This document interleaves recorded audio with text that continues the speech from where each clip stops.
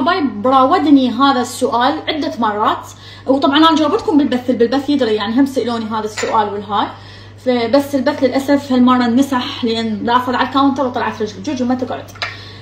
فهسه راح اجاوبكم على هذا السؤال. انا وين وديت غراضي؟ بالمناسبه هاي بس شكل هاي شبيشه يعني عود برستيج وحركات، ما نصاب بالقهوه بعدني. غراضي طبعا انا سولفت لكم، هاي مو اول مره اشيل، انا هواي اشيل من مكان لمكان. قبل تقريبا 6 سنين هيك شيء كنت حامل بزوزو من رحت لالمانيا، هم مسولفتها للحبايب البث، بس هنا اكو ناس جديده.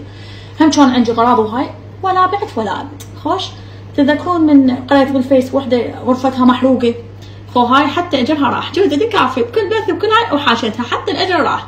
فتراست ويا سعديه خليتها تراسلها، اجت قلت لها غرفتي الك. خوش حتى والله العظيم حبايب حتى فرشه العرس اخذتها، بعد البطاطين قلت لها اخذي شو تريدين؟ فبوكتها حبايب، الثلاجه اخذتها سعديه، قطتها، الغساله ما ادري المن يعني، واكثر شيء اعطيته للمحتاج، يعني شوف واحد بالفيس بالهاي انطيته. خوش هاي قبل الشهره والهوسه والهاي يعني بعدنا قبل الشهيره، شهيره والله شهيره مو شهره. المهم هسه هواي سالتوني وهم جاوبتكم بالبث. حبايب انت التخم تاخذيه بهالقد السعر، عليك والله ما تريدين تبيعيه شلون يكسرون بسعره؟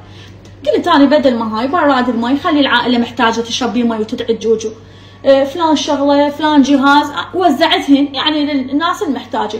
ليش تريد تسوي لي؟ يلا بربكم يعني، حتى لما تقول لك انت مشتريته بهيك سعر وتبيعيه خو اعطيه صدقه جاريه، ايش باقي يعني واحد بس للدنيا يركض هم يريد الاخرته. هي ما تنحكي هاي المواضيع والامور، بس هواي سالتوني وانا هواي جاوبتكم، وحسوا لعل همينه مثلا كم واحد يسوي نفس هاي السالفه ويكسب بها اجر. فولا بعت لي شغله اعطيتها الف عافيه. خوش